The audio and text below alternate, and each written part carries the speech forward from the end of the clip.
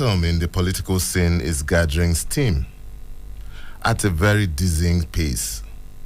The players, the big ones and the not so big ones, are not letting up any opportunity to firm up advantage and take down perceived rivals. It's a marathon race with the finish line being Saturday, February 25th, 2023. Promises are flying around. Commitments are entered into. Deals are struck on a daily basis. The ultimate aim is a coveted key to the presidential villa next year. On Insight today, we will continue with our 2023 election series. And my guest is someone you would really want to listen to. My guest is Omoyele Sowore, presidential candidate of the Africa Action Congress. He's also a human rights activist and a pro-democracy campaigner. Welcome to Insight. Thank you for bringing me. Good morning. It's a pleasure to see you after over 30 years or thereabout. It's probably a little bit more than that.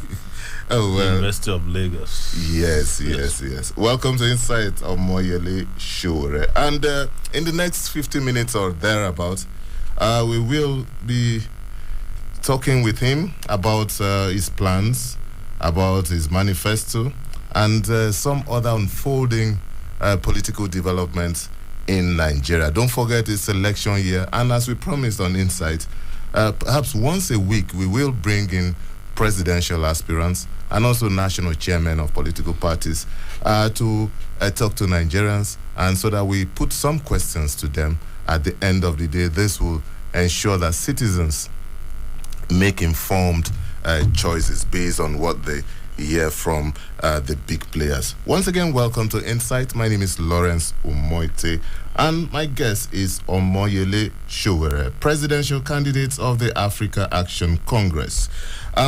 Straight up, let's just start this way. You contested in 2019. That's correct. And you came fifth with 33,000 votes. Are you going to have a better outing this time? Well, I've said it several times, and I'm repeating it here, that the votes that was allocated, that I had, was allocated to me by INEC. We do not consider that particular election to be credible. You think you scored more than that? Oh, absolutely. That's not an election as far as I'm concerned. The 2019 election was the election without credibility. But the Supreme Court said it was an election, and there was a winner. Well, it was, I've never seen the Supreme Court reject a bad election in Nigeria before. Really? Yes, no. Well, let's not go into that. I know that several elections have been overturned by the Supreme Court. At the presidential level, okay. Yes, none. Even when the winner of an election said it was a bad election, talking about former late President Yaradua, they still certified him as the winner. Okay, so this time around, you think you're going to get that prize? The struggle this time around is not just about holding elections, about credible elections as well. Okay, another question that a couple of people have heard ask about you is, Omoyele Sowore, why the president? Why not governor? Why not National Assembly? Why not even councillor? Why the office of the president? I was a president of the University of Lagos Student Union when I was 22 years old. I know. So this will be the second time I will be a president. I win. This president is different. It's not different, considering that on a serious level, when countries are looking for presidents, they look for people who have the capacity, the courage, and the competence to run the country, not those who have experience that have adversely affected their country. So, because I hear this all the time, why don't you go to local government, chairman of local government, why don't you go to states, why don't you become a governor first? And the answer is simple. Those who have been in those positions who have been president, what did they deliver? Nothing. So maybe it's an opportunity for us to try something new, brand new, because we've been trying the same things all over again. And I'm going to say something that is a little bit philosophical too, and this is for young people, that if the old people refuse to let you have experience by remaining in office forever, where did you get the experience from without fighting for it? Yes. I was once, and I like to tell you this because you probably have been aware of it. If I was once invited to a Shell interview in Ondo State, and they invited only first-class students in the universities. So I didn't have a first class, but I went to the interview regardless. And when they said, I hope all of you here have first class, I stood up and said, no, I don't. Because there's no way you can grow up in the Niger Delta region, drinking dirty water, pollution, acid rain, and have first class. So it's wrong of you guys to come from wherever you came from. So are you saying nobody in Niger Delta ever has a first class? No, I'm saying you cannot ask people to get what is not available. Okay. Are you getting my point? And I'm using that analogy to tell of Nigeria that those of us who have on our own pull ourselves up by our bootstraps, we can't keep putting ourselves down by saying, oh, you must keep going lower and lower, when in fact you can aspire to be the best. Obama was the son of an immigrant from Kenya, and his mom was a white woman, and he was confronted with the same thing. You're not white enough, you're not black enough, you're in between, so don't be president. At the point, the issue was his religion. So the political class in Nigeria keep throwing excuses as to why the best in Nigeria should not be in the best positions in the country. So if I go to become the governor of a state, you are satisfied with a president who doesn't know his left from his right? Is that what people are saying? So in countries that are aspiring for greatness, they ask their best to go to the biggest positions. Okay, there are a lot to talk about, but let's just touch on your political party briefly before we move on to other issues. The African Action Congress. Yes, I know that there are elected officials of your party, but some people have accused you of running that party as a CEO. Not true. The party was created in August of 2018, and we immediately got into primaries and had candidates in various positions. And as soon as the election was over in February, the party was hijacked by the secretary of the party with the help of Governor Wike of Rivers State, because they had the problem with the elections in Rivers. What had happened was that the APC went and adopted our candidate, and we rejected it outright. And the candidate the APC adopted almost defeated Wike. So Wike was afraid, so he had to run to court. But we were opposed to any relationship with the APC and even sanctioned the individual. But because Wike was unable to compromise those of us in the leadership of the party, he went behind us, got the secretary bribed. 100 million naira was the first amount of money. These are heavy allegations. Of course, they have been in court. I'm just telling you because you asked me, so you must be willing to listen to my to my explanations. So, and they hijacked the party. They got a judge, Federal High Court, not far from here, to say that myself and Malcolm Fabi, who you know very well, Malcolm X, were no longer the leaders of the party, while I was on my way to the U.S. upon my completion of election to see my family. And that was how they took over the party for between maybe around March or so till June 2nd this year. So how could I have been CEO of a party that I did not run for that period? So we went to the Court of Appeal, fought and got the party back June 2nd. Between June 2nd and when election and primaries were supposed to close, we had 6 days to organize ourselves. So who was the CEO of the party? Is it the guy who ran it for 6 months, or the guys who have been running it since 2019 until 2022? So people make all these make up all these allegations just so that they can. All right, if you're just joining us, this is Insights on Citizen FM 93.7, and my guest is Omoyele Sowore, presidential candidate of the Africa Action Congress, and he has been talking about what his party intends to do and what he intends to do if he wins the presidential election. Now, let's get to the meat of the issue. What difference are you bringing to the table?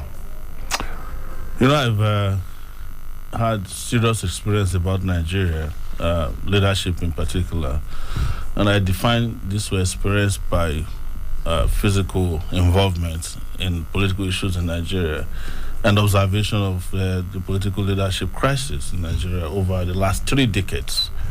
And you are my witness. We started at the University of Lagos. At the University of Lagos, when we were student leaders. You were always getting me into trouble. When we were student leaders, we had to study. Sorry. Excuse me.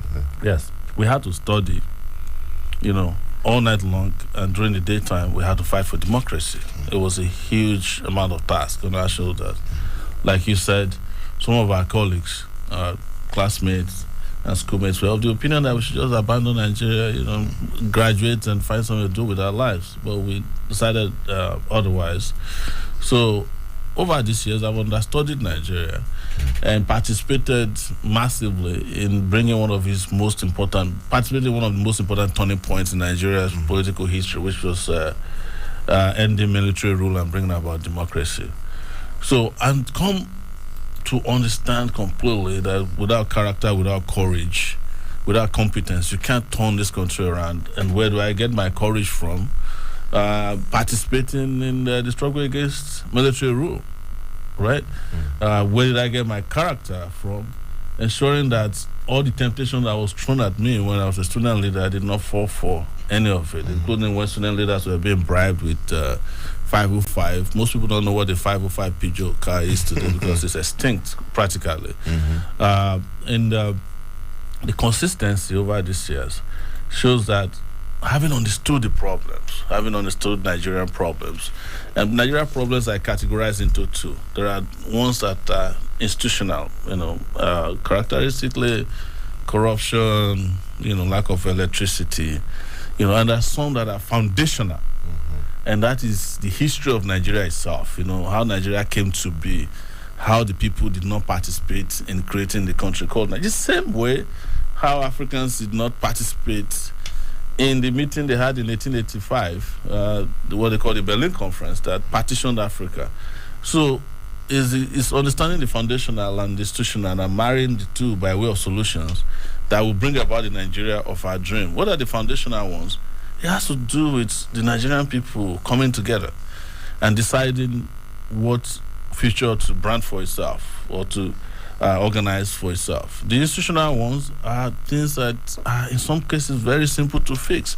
But in Nigeria, leadership in Nigeria that we've observed over the years and experienced over the years make it look as if the simplest task are like trying to, they make it look like rocket science. What are the tasks of road construction? Make it difficult. Employment, they'll make it look difficult. Security, they make it look difficult. Such that Nigerians have gotten to a point where they're always believing that there has to be some extraterrestrial force or president that must come and solve Nigeria's problem. And I'm saying that having experienced all this, having participated in some of the most difficult tasks of nation building, I am better experienced, and I will make a difference. There's no question about it, because when I was in university, I made a difference in the life of the country. When I left university, I made a difference in the life of the country by way of my involvement in media. I made a difference in organizing protest movements in the country. I made a difference in personal development of myself. Having left the University of Lagos battered, as you know, and traveling all the way to one of the best universities to do my master's in the US, I made a difference globally, speaking about environmental issues, human rights issues in Nigeria. I made a difference by teaching in a university for 10 years in the US, without most of you even knowing about it. So, and I've made a difference by ensuring that I am different from those who destroyed Nigeria. Okay, let's look at your candidature. Some people have also described you as radical, too radical, so to speak. This set of people believe that this may just be your Achilles heel, your major disadvantage. Some people point out some of the things you say you would do has been too radical. You're going to legalize marijuana, going to shut down police barracks, while your colleagues are paying homage to the political makers around the country, you are not doing that. What do you say about this? I think the problem is that I think they're not radical enough. You cannot say that about South Africa when they wanted to deliver themselves from apartheid. They had to go for the most radical among them to take the battle and the mantle of leadership to the front door of apartheid South Africa. I cannot, in good conscience, for instance, wake up and be greeting people who killed Delegiwa or who were suspected to have killed Delegiwa in 1986, not mentioning names, because I know how difficult it is for you guys on radio in Nigeria, in media in general. I cannot go and be hobnobbing with people who have been involved in corruption and have been cited in various corrupt activities in the country. When I mentioned the legalization of marijuana, it was 2019, and now Canada is making $4 billion every year from legalizing marijuana. Most people don't know that the part of marijuana that scares people is just 3% of marijuana. That's the THC. It's an element within marijuana. That's the one that makes people high. And I should say, by way of caveat, that I don't smoke marijuana.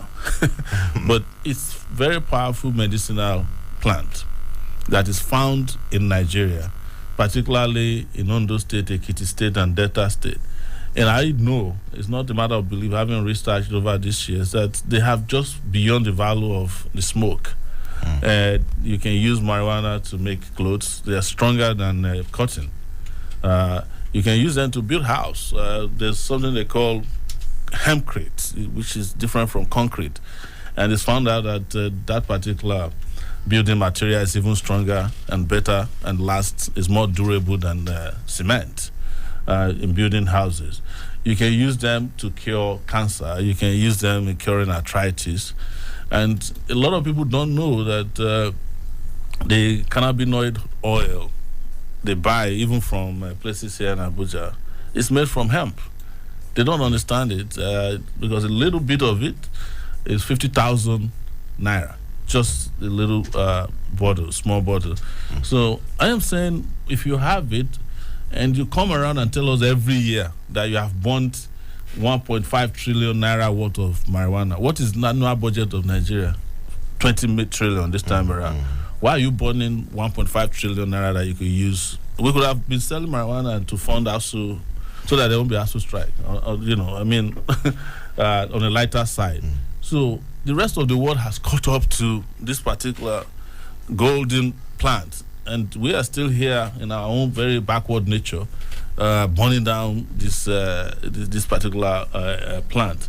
You also mentioned the issue of barracks. I mean, barracks have become an eyesore. I'm sure those who are living in barracks themselves are living at subhuman level, to the point that this particular proposal was a relief to a lot of police officers and who have reached out to me. What I propose is that every police officer in Nigeria should be supported with a housing scheme that will let them own their houses instead of living in barracks perpetually. Because when you retire, you have to leave the barracks. So where do you go from there? That's my concern. And already they've started some small-scale housing scheme for the police, which means that they have even agreed with me before I came out and said this. An average police officer starting from ASP, some of them even privates in the police, are already part of the housing scheme in the police. I'm just saying that we will expand that intensively so that those 350,000 police officers in Nigeria can have 350 houses into which they can retire. Or if they die in the course of duty, their families don't have to live at the mercy of the people in the barracks. So these are things that we all know. But a lot of leaders, or so-called leaders who are aspiring to be president of Nigeria, don't have the courage to talk about these issues. So I'm privileged to know and be willing to speak openly about this. There are several other programs. I think you've also heard that we are planning to scrap the 1999 Constitution because it's a fraudulent document. We'll come to that. It's not our Constitution. We'll come to that, and we'll it's a military constitution. Dwell extensively on that. But this is still Insight on Citizen FM 93.7, and my guest is Omoyele Sowore, presidential candidate of the African Action Congress. Insight will take a short break. And when we return, we'll throw the phone lines open and you can be part of this show. Please don't go away.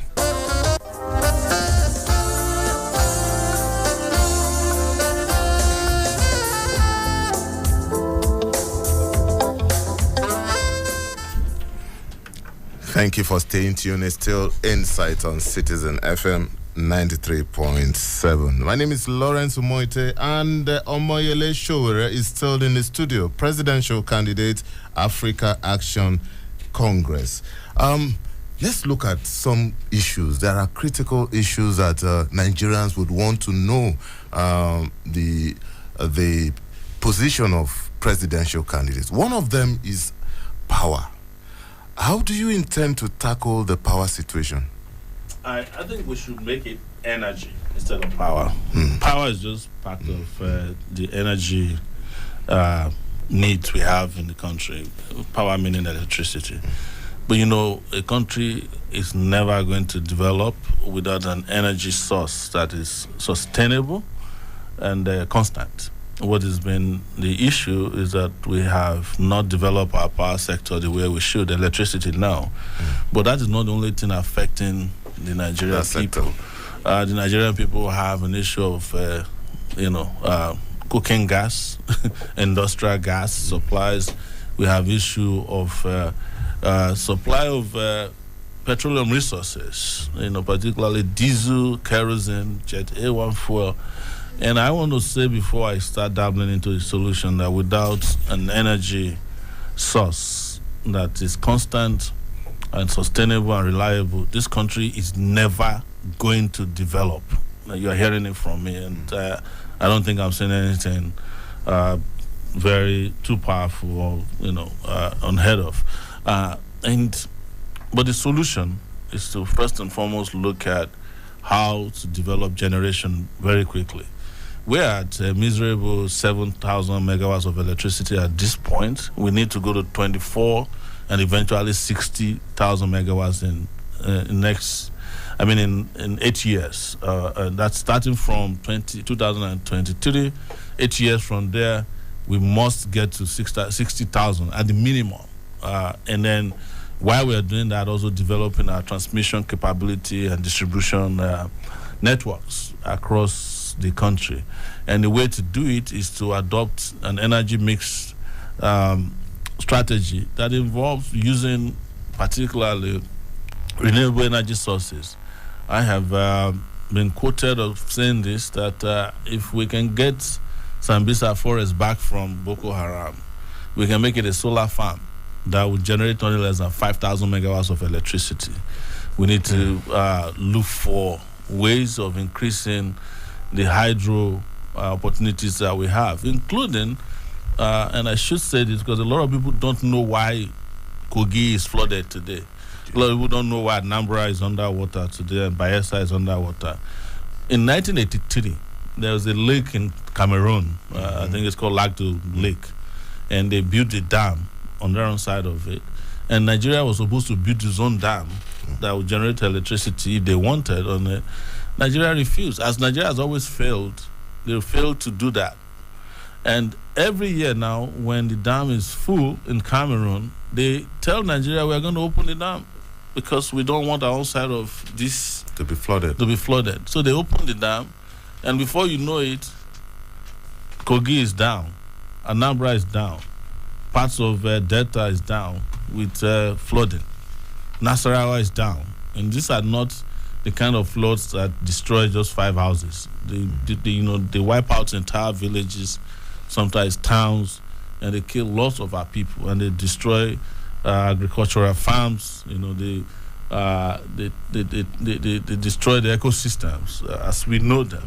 And so hydro is also very important. And then the proper rehabilitation of the power stations we have which will take us immediately upon arrival in office, that'll take us to 10,000 or thereabout, because we have all these gas plants. I have their records, and what they are built to produce and what they are producing is nothing to write home about. Oh, okay. So to such an extent that it is very, very important that we elect people who understand these things, though, because under the People's Democratic Party government, they spent $16 billion to buy Nigerian darkness.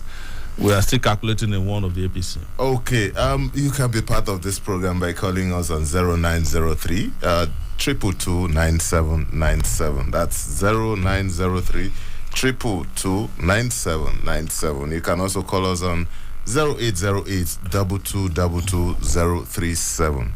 That's 0808 2222 037. In the alternative, you can call us on 0818 222 2205. I think we have a caller here. That's hello, good morning. Hello, good morning. Hello, we've picked your call. Hello, good morning. Good morning, Mr. Lawrence. Good morning. Who's on the line, please? My name is Patrick. Okay, Patrick, go ahead, please. Good morning, Mr. Sowore. Good morning, Patrick. How are you today? I'm fine. I know that you're a very brilliant man. I have known you. I followed you. My question here to you, sir, is this. How are you trying to convince Nigerians that they need to vote you in as the next president of Nigeria? You know, there are some people who call themselves, there are some people we see on social media who are very loud. And we know that the APC candidate too has supporters, and the PDP candidate has supporters. So you now, as the candidate of AAC, how are you trying to convince the whole of Nigerians, the 36 states of Nigeria, including the FCC, that they need to vote you in as the president? Because there are so many things you have highlighted, you have said on this platform now, and you are convincing me. But how will you convince others that they need to vote you in as the next president? Thank you. All right, thank you, Patrick. Before you answer that, let me read another. There's a WhatsApp message here so that you take the two together. It says, "Good morning, Lawrence. Thank you so much for bringing Omoyele Sowore onto your program. My question for him is, how will he tackle the level of unemployment if he becomes the winner of the 2023 elections in Nigeria?" So you can take the two together. Well, thank you very much, Patrick, once again. And I'm doing my very best. And one of it is this radio show today, where we are reaching a sizable number of listeners. But that's not the only thing. Nigerians must decide, and I repeat here, the operating word is must decide this time around, if they want to vote for popular candidates by virtue of what you have said, or competent candidates. Because it's very easy to buy popularity. It's easy to pay off influencers on social media to paint white as red and present incompetent candidates, complicit candidates as the most competent in the country. But as you're hearing me, you also have a job to spread the message to those who are around you. And I know you have your own social cycle of influence, and you should use it, because we have been around for 62 years now as a nation. And we've always made that mistake of voting for people based on religion, on ethnicity. We voted the last time on the basis of lies, and we cannot continue doing that in this dispensation. So I'm pleading with you because I don't have a deep pocket. And as I've earlier discussed with our host here, I also refuse to go and meet those who have deep pockets. I refuse to go and genuflect on the altars of the fallen gods of this country. One moment. There's a call here. Let's take this. Hello, good morning. Hello, good morning. How are you doing, sir? Good morning. Who's on the line, please? Yeah, Yemi is my name. Yemi actually is my name. All right, Yemi. Yemi, please, can you speak louder? Just go ahead. Okay, please. I actually want to ask the AAC presidential candidate. Like, now that his national passport has been collected from him and he can't leave Nigeria, so what are he making to raise funds? Because I believe the people in Nigeria here, for them to raise funds, it will be quite difficult because of the economic situation. And without a very good engagement with those in diaspora, I don't think be willing or they will be forceful about raising funds for me. But I believe the election atmosphere in Nigeria, or the political atmosphere in Nigeria, it can't really thrive without proper sponsorship. I mean, when money is really involved in the election. All right. So that's the question for me. Thank you so much. And just like the other one, before you answer that, let me add this, because I was coming to the issue of funds. We have not seen or heard about your campaign council. Don't you believe in setting up a campaign council? We have a campaign council, but I'm not going to be loud about a campaign council. I just hate this lousy way of doing politics in Nigeria. For just to say it, I did not stop campaigning since 2019. So the council has always been there. Yeah. And our campaign council members are the ones who will go to protest. They are the ones who will fight for good governance. They are the ones who fought during NSAS revolution now and all the struggles. And they are in villages, they are in towns, they are on campuses. So we don't want to have this bogey of a campaign council so that we can make you feel like we have bought new clothes to show to you on TV. It's for people to go into every nook and cranny of the country and campaign. That's the most important person. So anybody that believes in us or that believes in our agenda and ideology is a member of our campaign council. That's the way we see it. Though we have organized an administrative campaign council, but we are not going to go the route of the other people who love just shouting about campaign council, when in fact they should be announcing that these are violence councils, these are bribery councils, these are compromising councils. Okay. Yes. But there was a question about employment. And yes, I know this unemployment. Yeah. All the issues that we stated out in our campaign agenda, which has to do with security, the energy sector, power, infrastructure, fighting corruption and education, investment in education, and developing a brand new economic system that favors our people. We immediately provide employment. A huge amount of employment will come from the fighting insecurity, because we have shortage of security agents in the country, and we will employ more of them. We will employ over 200,000 nurses. Now we have to, 600,000 is our plan for over 8 years. Now we have to employ more because the US and the UK and Canada have taken over 8,000 doctors away from us in the last 2 years after they had COVID. And we all suffered from COVID anyway, but they had the advantage because they can pay them better and remunerate them better. The energy sector alone is capable of providing over 2 million jobs. Just to put in place a solar farm, all the young people that will be employed, not only are they going to get employed to do the job, but they have the opportunity of technology transfer. The massive amounts of housing that we need to build for policemen, soldiers, and our own citizens will provide huge amount of employment. The number of roads, drinking water that we have plans for, number of teachers that we need to put in our schools are all going to be sources of employment, and we will fight corruption so that nobody takes away what belongs to all of us. All right, let's take this call. Hello, good morning. Hello, good morning. Good morning. Who's on the line, please? Senior Citizen Abimbola, calling from Ninyanya. All right, Senior Citizen Abimbola, please go ahead. I salute your guest to the house, and I admire his astuteness in his delivery. I have a question for him. Please go ahead. Thank you very much. Will you, sir, accept any political appointment from the government of the day, either now or in the near future, should you fail in your bid to emerge? Will you now in the near future, so that you can function in that area of the sphere of your influence? Thank you. This is my question. Okay. Well, I get asked this question all the time. I have been around, for those who care to know, for 32 years, doing the same thing, consistently fighting bad governance. When I was in my 20s, I was offered political appointment. I didn't accept. In my 20s, I was offered a 505 saloon car, SR, the one that used to have AC, Teroba. I didn't accept. I met Abiola when I was fighting against June 12 in 1990. He gave me 800,000 naira, which is today more than about $800,000. I didn't accept. So I'm not doing this for political appointments. And you know that those who claim that they can work from the inside, they discover that the inside is a cemetery. We have examples of our friends who used to be in the human rights world, and when they get into government, they start observing the table manners of, if you are eating, don't talk. So I'm not going to be like that. I have independently been able to bring myself up without relying on anybody. I didn't rely on anybody to go to school. I didn't have godfathers to travel out of Nigeria.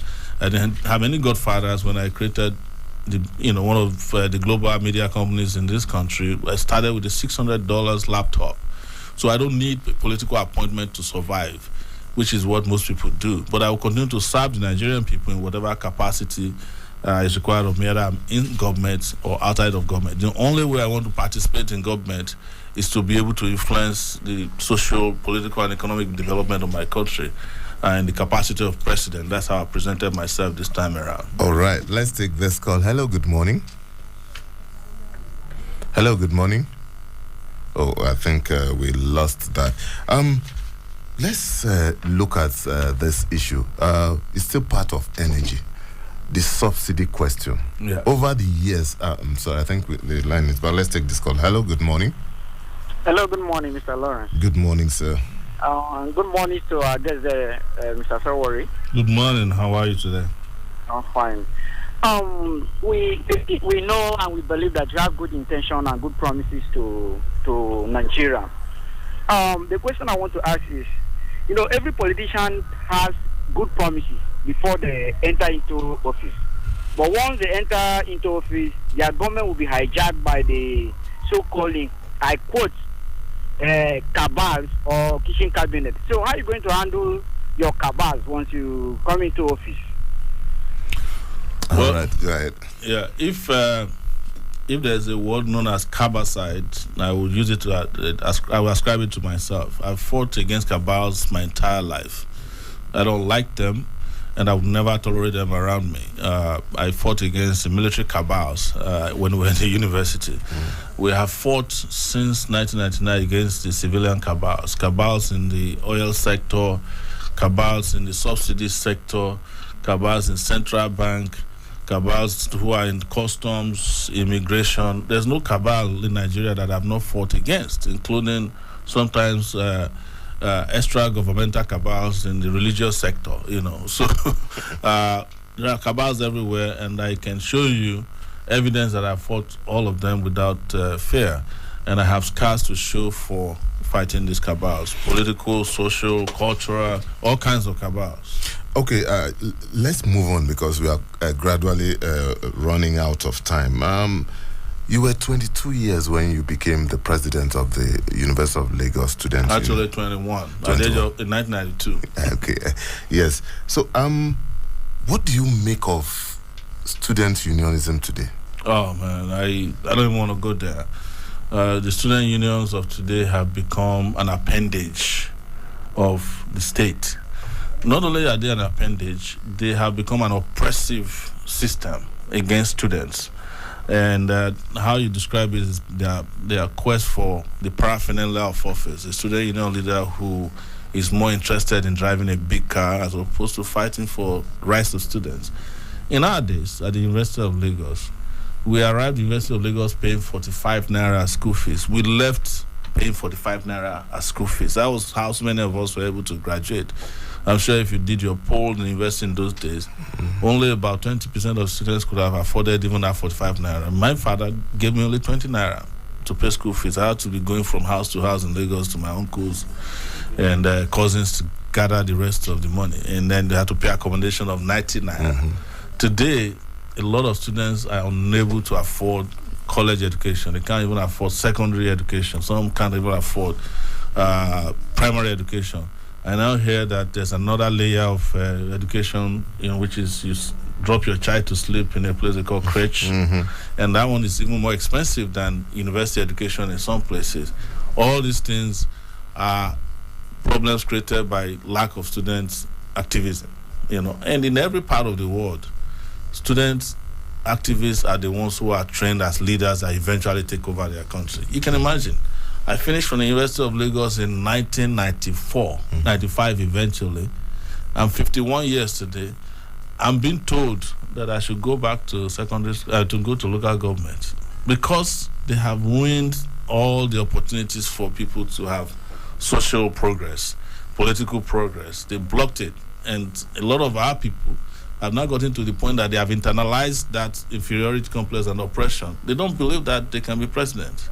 Whereas the age of presidency is 35 years old. A 51-year-old man is seen to be too ambitious. Young, too ambitious to be president of Nigeria. But Obama became the president of the U.S. in his 40s.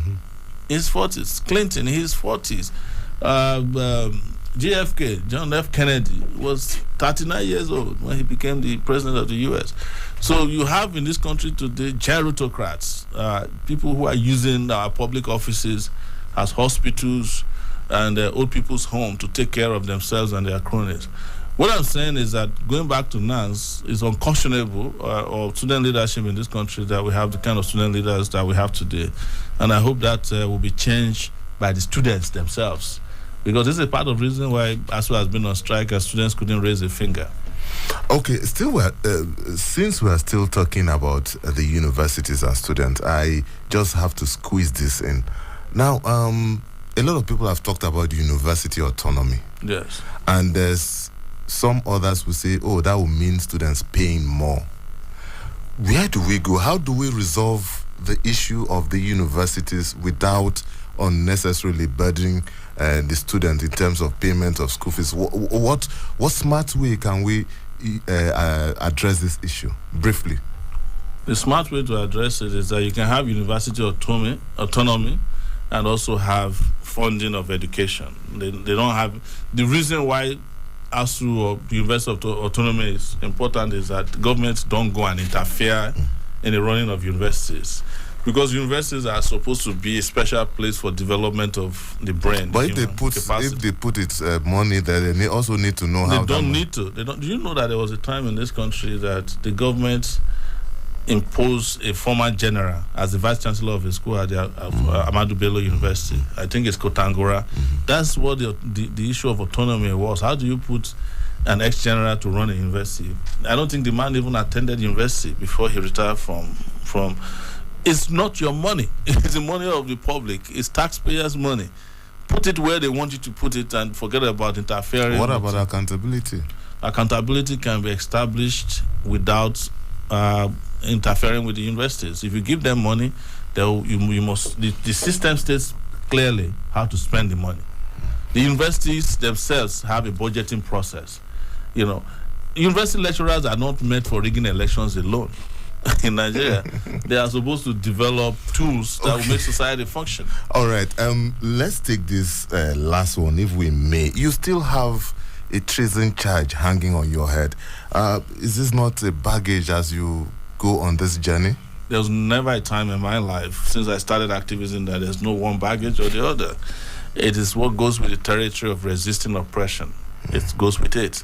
You can have, when Mandela became the president of South Africa, he was still designated as a terrorist in the U.S. So as long as you're doing right and we have bad governments in place, something got to be hanging on your head. And if it's not treason, it's hunger. If it's not hunger, it's starvation. If it's not starvation, it's insecurity. If it's not insecurity, it's bad roads. If it's not bad roads, it's bad hospital. Something got to be hanging on your head as long as you have bad government in place and you resist it. All right, I think, okay, we still have 1 more minute or thereabout to squeeze in one more question. You have constantly queried the 2019 election result in a lot of your media outings. Do you think the 2023 election result would be different? In your opinion, is there going to be something fundamentally different this time?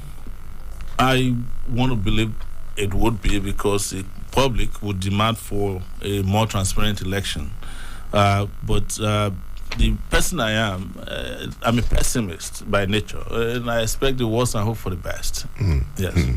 Okay, I remember that for 3 years you were not able to leave Abuja. There was a restraining order. Yes. I was just wondering, how was it being restricted? Because I know you to be a restless person. How was it easy to be confined to the FCT for 3 years? Well, it's the same thing as being confined in Nigeria. Nigeria is an open prison. Really? Yes, if you can survive in Nigeria, trapped in it, you can survive anywhere. Oh, well, that's how much we can take of this program. It does look as if we can continue on and on. But then that's how far we can go on this program. My guest has been Omoyele Sowore, Presidential Candidate, Africa Action Congress.